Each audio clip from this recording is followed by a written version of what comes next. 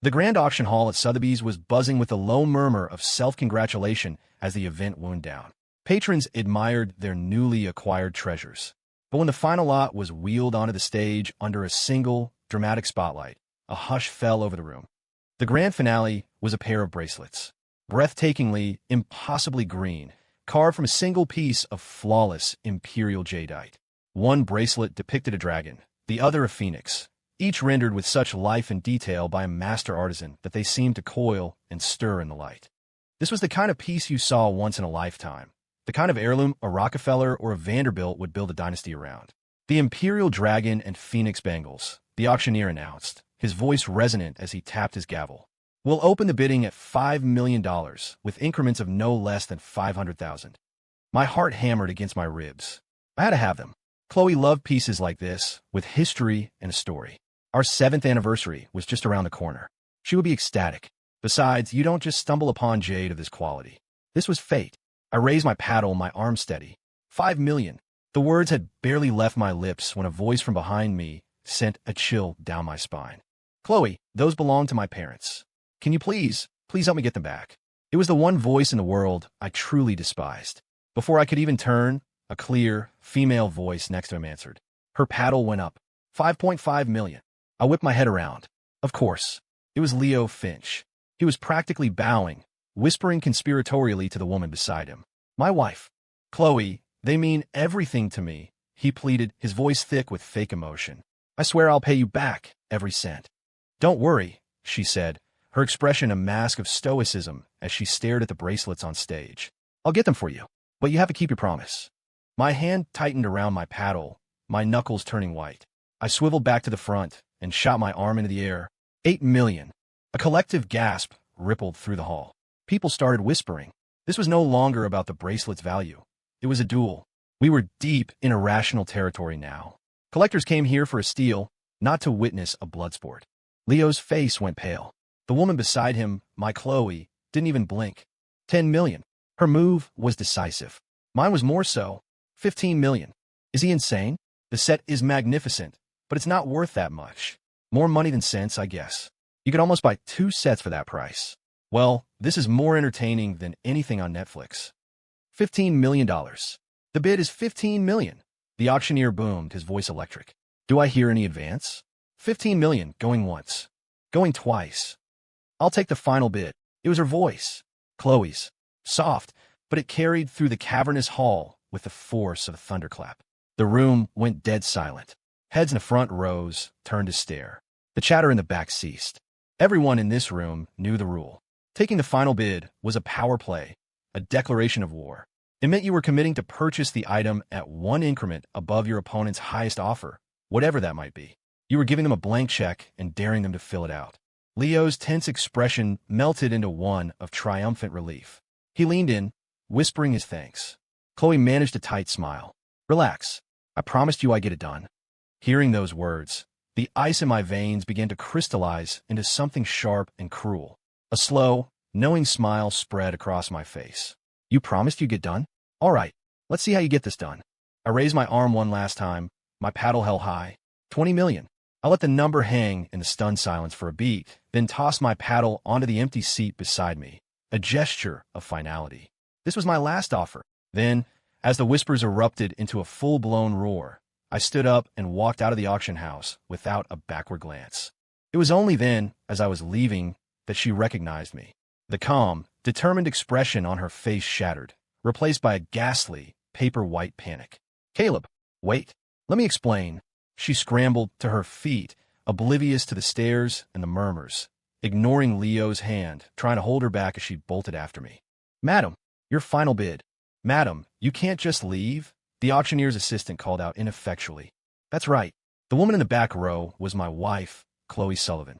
By the time she stumbled out onto the street, I was already in the back of my car. She kicked off her heels, running barefoot across the cold pavement, banging her fists against the tinted window. Caleb, please just listen to me. Leo said those bracelets were all he had left of his mother. Caleb, stop the car. Wait for me. She was truly panicking now.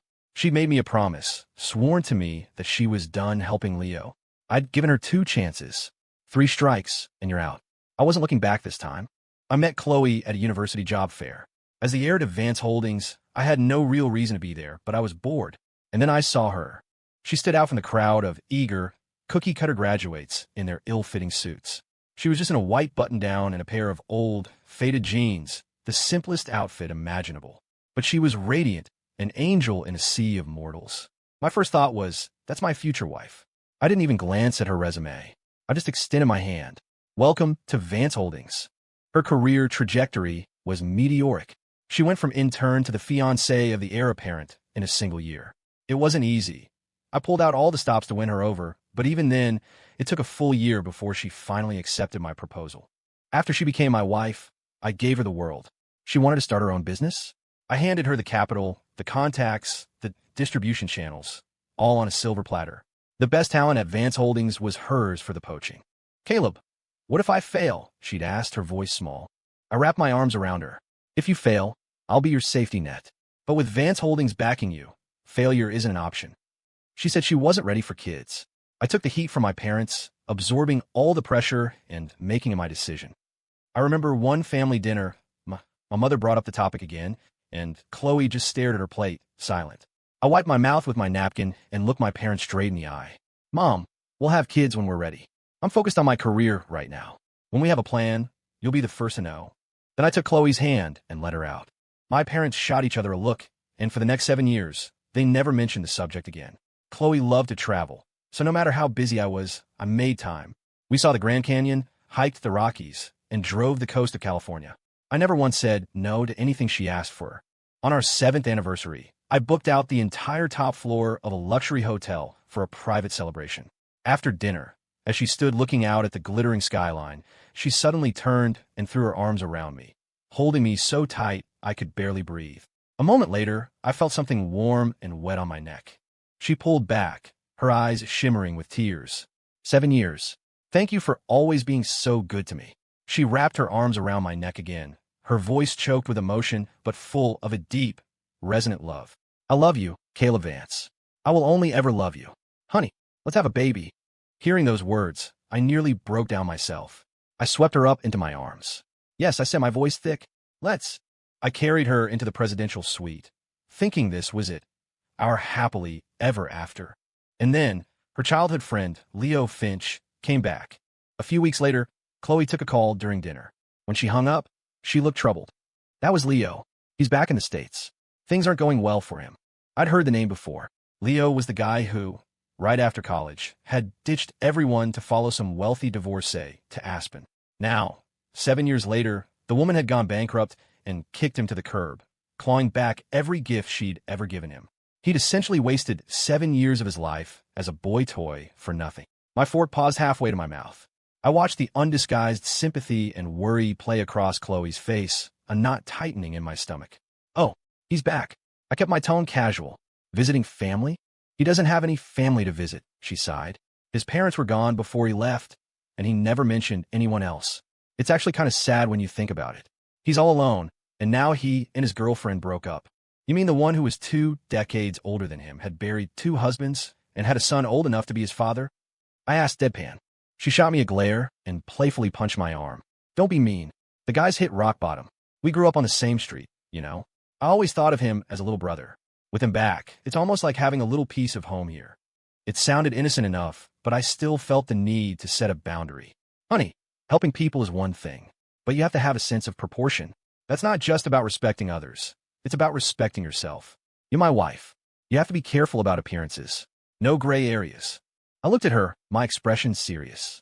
Her face stiffened for a second before melting into a practiced, charming smile. I know. You're the best, most understanding husband in the world. I get it. It's just helping out an old neighbor. Nothing more. At first, she was good about it. She got Leo an entry-level job at her company, a nothing position where they'd have minimal contact. They didn't seem to interact much outside of work. When he called, her tone was polite but distant. But soon, the calls became more frequent. It started with practical questions about getting settled, but slowly devolved into him calling about every trivial little thing. Chloe would patiently solve his problems over the phone or arrange for someone to go help him. One morning, he called saying he was sick. Really sick. He even asked her if he was dying. I saw the panic flare in Chloe's eyes. She spent a few minutes trying to calm him down, then turned to me. Honey, Leo has a really bad flu. I'm just going to run him over to urgent care. Before I could even respond, she was grabbing her keys and jogging out the door. The last time I'd seen her move that fast was when I had pneumonia. That evening, when I got home, Chloe was in the kitchen cooking dinner, something she rarely did anymore, as we had a chef. The only time we cooked for each other was after an argument, a silent offering of peace. It was clear she was apologizing for the morning. You're home, she called out, wiping her hands on an apron. Just relax for a bit. 2 more dishes to go. All your favorites. I leaned against the sofa, flipping through a copy of the Wall Street Journal, not looking up. So, is he going to live? He's fine, she said, emerging from the kitchen. Just a bad cold from leaving the AC on all night. He spiked a fever and panicked. The doctor gave him some meds, no shots or anything. She disappeared back into the kitchen. So much for dying, I thought. Soon, a 4-course meal was on the table. They were, indeed, all my favorite dishes. She was a fantastic cook. But as we ate, I was silent, focusing on my food. Chloe could feel the shift. Normally, I'd fill the silence with stories from my day. She tried to compensate, chattering away, but my responses were clipped monosyllables. Yeah. Huh. After dinner, I showered and went to the bedroom. A little while later, Chloe came in, fresh from her own shower. She let her silk robe fall to the floor and slid into bed beside me. The scent of her perfume filled the air. Her fingers traced lazy circles on my chest, her voice dropping to a husky, seductive whisper. Did you miss me? Let me make it up to you tonight. From that day on, it was as if Leo's immune system had completely collapsed. Every few days, he had some new minor ailment, which he would describe over the phone in the most dramatic terms possible. And every time, Chloe would fly into a panic and rush him to the hospital. Each time Chloe broke a promise or shattered a moment for Leo, she would try to patch the crack with a near-frenzied display of affection afterward. Physical intimacy became her superglue for our fracturing trust. At first, it worked, but after a while, her calculated passion felt like watered-down wine, growing weaker and more tasteless with each occurrence. The breaking point came on my birthday. I had cleared my entire schedule, canceling every meeting. I spent the afternoon in the kitchen, personally preparing a few of Chloe's favorite dishes. Everything was perfect. I was just waiting for her to come home. The lock turned late in the evening. Chloe rushed in, her face a mask of apology as she threw her arms around me. I'm so sorry, honey. A last-minute meeting ran late. Happy birthday. She presented a beautifully wrapped box containing a designer tie. I smiled, taking the gift. But just as I was about to speak, her phone rang. I had a sinking feeling in the pit of my stomach. Of course, it was Leo. The moment she saw the caller ID, her expression faltered. She glanced at me, her thumb hovering over the answer button. Take it, I said, my voice flat, betraying no emotion. She bit her lip and answered. Hello, Leo? What? What's wrong with Buddy? He's what? Throwing up? Is it serious? Okay, don't panic, I'm on my way. She hung up, her face etched with anxiety. Caleb, I'm so sorry.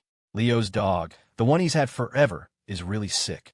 It's the dog his mom gave him before she died. He even took him overseas. He's all alone here. He doesn't even know where the nearest emergency vet is. I have to go. I swear, I'll handle it and be right back to celebrate with you. Okay, do what you want, I said, not giving her a direct answer. I was making her choose. She had already chosen. She snatched her coat from the hook and planted a hard, quick kiss on my cheek. You're the best. I'll be back soon. And with that, she was gone, the door slamming shut behind her. I watched her hurry away, the warmth in my eyes slowly freezing over. I pulled out my phone and dialed a number. Jax, I need you to run a trace. Guy named Leo Finch. Your boss's wife is on her way to meet him. Find out which emergency vet they go to. Then, I want you to call Mr. Zhao at the Gilded Cage and tell him. The voice on the other end was crisp and professional. Understood, Mr. Vance. I hung up and walked to the dining table. I poured myself a tall glass of ice water and downed it in one go. Leo Finch, I thought you just couldn't leave well enough alone. If that dog is so precious to you, then I'll make sure you remember it forever. Just as I expected, 10 o'clock came and went with no sign of Chloe. Then, my phone buzzed with a call from Jax. Mr. Vance, you were right. They took the dog home from a vet, and then the two of them went to the Gilded Cage for dinner. Mr. Zhao had the dog, prepared, and served it to them. The guy fainted on the spot.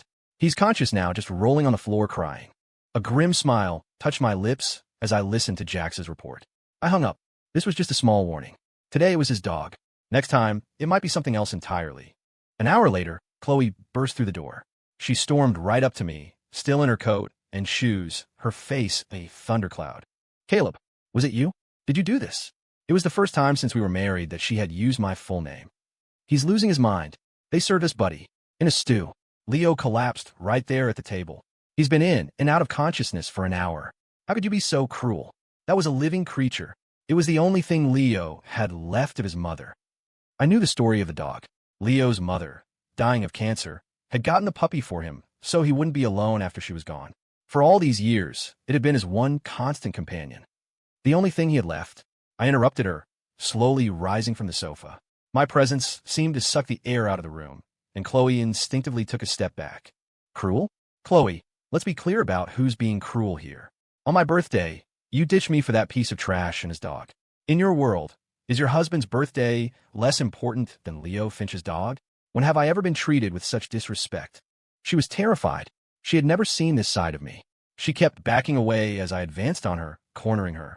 That dog's life was so precious. Fine. Then I let it serve one final, valuable purpose. It was a warning. My patience, Chloe, is not infinite. My tolerance has a limit. Today it was a dog. What about tomorrow?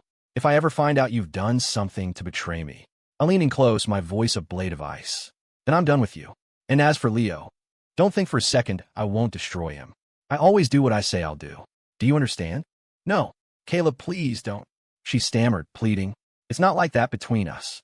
I only see him as a brother. I swear. I'll cut him off completely. I promise. A brother? I scoffed. First he's a little brother, then he's a shoulder to cry on, and you know how that story ends. I turned away, no longer wanting to look at her pale, tear-streaked face. My voice returned to its usual calm. Tomorrow, I don't want to see Leo Finch's name on your company's payroll. Handle it. With that, I walked into the bedroom and closed the door. After that night, Chloe seemed genuinely scared. The very next day, Leo Finch was gone from her company. She moved around me with a delicate, cautious energy, her eyes filled with a kind of post-traumatic fear and a desperate need to please. She even brought up scheduling fertility appointments, trying to steer our lives back onto the track she had derailed. But trust, once shattered, is nearly impossible to piece back together. Chloe didn't understand that. Or perhaps, she simply underestimated my methods and Leo's bottomless greed. A month later, Jax handed me a manila envelope. The contents showed that less than a week after being fired, Leo Finch had registered a shell corporation. Its primary business focus was, conveniently, in a downstream sector of Chloe's own company supply chain. The seed money, a not insignificant sum, was traced back to one of Chloe's private, prenuptial accounts. Tucked between the financial records were several photos. Chloe and Leo, meeting in the corner of a quiet, out-of-the-way coffee shop. In one shot, Chloe was sliding a thick envelope across the table. The look on Leo's face was one of undisguised, avaricious glee. Ms. Sullivan was careful, Jax reported, standing at attention beside my desk. She used cash, withdrawn from an independent account she had before the marriage. The meeting spot was discreet. He paused. However, Mr. Finch has been less than discreet. After getting the money, he was bragging to some new friends that his relationship with Ms. Sullivan was special. And have they? I left the question hanging in the air. What's that, sir? Jax asked, a flicker of confusion on his face. I shot him a look, and understanding dawned. Oh, no, sir. No. From everything we've gathered, their relationship appears to be strictly platonic. I gave a cold, humorless smile. Platonic. Right. I see. I said, closing the file. My voice was devoid of emotion. Regarding Chloe's company, what's our stake? Who has actual controlling interest? On paper, Ms. Sullivan is the majority shareholder and CEO. However, you provided the initial funding and all key industry contacts. Furthermore, Vance Holdings, through an offshore entity, holds a 35% non-dilutable preferred share. This gives you veto power over all major decisions and allows you, under specific conditions, to trigger a capital reclamation clause. Jax's report was, as always, flawless. Excellent. A smile touched my lips, but it held no warmth. Trigger the reclamation clause. Inform the finance department they have 3 days. I want every liquid asset on that company's books, undistributed profits, project security deposits, everything transferred to my designated account as a special shareholder loan. Leave nothing. Yes, sir, Jax said without hesitation. One more thing, I added, tapping a finger on Leo's photo. He wants to start a company? He needs money? Let's help him. Start a rumor that the new Hudson Yards West redevelopment project is a sure thing. a city-backed venture with massive potential that's looking for private partners. Make sure some of our more promising-looking internal assessment documents find their way to him. Then, have a few of our affiliated private lenders reach out. Tell him that once he secures a piece of that project, financing will be the least of his worries. A glimmer of understanding lit up Jax's eyes. I see. The project is real, but the zoning permits for the core plots will be tied up in red tape forever. The initial investment is a black hole. Mr. Vance, that's brilliant. I nodded, satisfied. Chloe, you want to help him behind my back? Using the resources I gave you? Fine. I'll let you see what happens when the money and connections you secretly provide get into Leo Finch's hands without my blessing. It will be the fire he uses to burn himself to the ground. The days that followed were unnervingly quiet. Chloe was more cautious than ever, constantly watching my expressions, trying to read my mood. She never mentioned Leo, and as far as I could tell, they didn't meet again. But I could sense her distraction, a subtle but persistent undercurrent of anxiety. She knew I had drained her company's cash reserves, but she didn't dare ask why, terrified I would discover where her own money had gone. As a result, she could only give Leo a fraction of what he needed. Leo, on the other hand, was on fire. He dove headfirst into the Hudson Yards trap. Fueled by Chloe's seed money and the massive loans from the very reputable lenders I'd sent his way, he leased a lavish office, hired a full staff, and launched his grand project with a flurry of activity. He even held a press conference, getting his picture in a few minor business journals, looking for all the world like the city's next big real estate mogul. Chloe probably thought she could keep it all hidden from me, betting that if Leo succeeded this one time, she would finally be free of him. Unfortunately for her, reality had other plans. Leo's company burned through cash at an astonishing rate, but the crucial permits never materialized. His supposed partners and investors vanished after his last dollar was spent. And then, the lenders came calling. Within a few short months, Leo's company was a hollowed-out shell, nothing but a pile of worthless contracts and crippling debt. He was personally on the hook for a sum that could bury 10 generations of his family. His frantic calls to Chloe started again. But now, with her own company in a precarious financial position, she couldn't bail him out. And Leo's situation was getting desperate. Chloe, you have to help me, he wailed over the phone one evening, his voice raw with terror. These guys are animals. They threw red paint all over my apartment door last night, smashed every window. This morning, they told me they're going to take one of my legs. I have nowhere else to turn.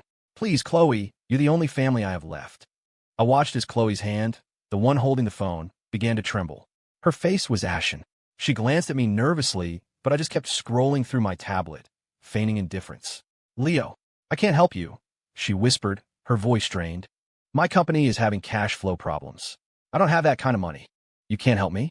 Leo's voice sharpened, turning venomous. How can you be so heartless? You're the one who told me to start a company after you fired me. You promised me capital. The money never came through. That's why I had to take out the loans. And that project, was this your husband's doing? It had to be him. He set me up. He's jealous. He wants to destroy me. Chloe, I'm telling you, if I can't pay them back, they are going to kill me. No, that's not true. Leo, don't say things like that. It wasn't Caleb, she hissed, her voice cracking. She cupped her hand over the phone's microphone, shooting me another terrified look. I remained impassive, my eyes fixed on my screen. I don't care, Leo roared, completely unhinged. Chloe, for the sake of us growing up together, for the sake of my mother who loved you like a daughter, are you really just going to let me die? Please, Chloe, they're going to beat me to death. The sound of crashing and splintering would came through the phone, followed by his theatrical, gut-wrenching screams. Just one last time, she murmured to herself after hanging up. She couldn't bear the thought of Leo being murdered, no matter what. They had known each other their entire lives. She had once even imagined they might end up together. That was before Leo, ambitious and unwilling to settle for a simple life, had latched onto a wealthy older woman and chased a fantasy overseas. Forcing a smile, Chloe tried to compose herself. Honey, something urgent came up at the office. I have to go take care of it. I might be late, so don't wait up for me. Okay, drive safe, I said, not looking up. My tone was flat, devoid of any warmth. She seemed to sense something was wrong, but she was in too much of a hurry to question it. Saving Leo was her priority. She could always smooth things over with me later. I watched her rush out the door, a profound and final stillness settling over me. The familiar ache of betrayal was gone, replaced by a cold, hard clarity. A few days later, an invitation to a Sotheby's auction arrived. With nothing better to do, I decided to attend. The atmosphere was lively, but nothing caught my eye until the very end. That's when they brought out the final lot, the Imperial Dragon and Phoenix Jadeite bracelets. As the attendants carefully placed them on the velvet pedestal, a collective sigh of awe swept through the room. They were magnificent, the green so deep and pure it looked wet.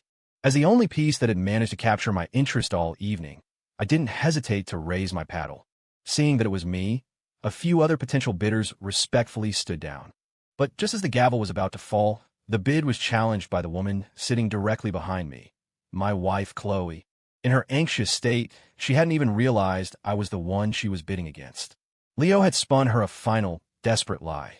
The bracelets were a family heirloom, his mother's last possession, lost years ago. If she could just get them back for him, he would leave the country and never bother her again. It would be a clean break. After a few rounds, Chloe, in a last-ditch effort, made her move. I'll take the final bid. A brazen, reckless play. People rarely invoke that rule. It was financial suicide. So I raised my paddle one last time and delivered the killing blow. 20 million. Then I dropped the paddle and walked away. The number left Chloe so stunned she dropped her own paddle to the floor. She had been gambling, praying the other bidder would back down so she could finally sever her ties with Leo. Realizing that the man who had just financially ruined her was her own husband sent a new wave of terror through her. She ignored everyone and everything as she scrambled out of the hall after me. A default on a final bid is considered malicious bidding, the auctioneer announced coolly. The deposit is forfeit, and the bidder will be blacklisted from all future events. I had just closed my car door when Chloe appeared, slamming her hands against the window, her face a mess of panic and tears.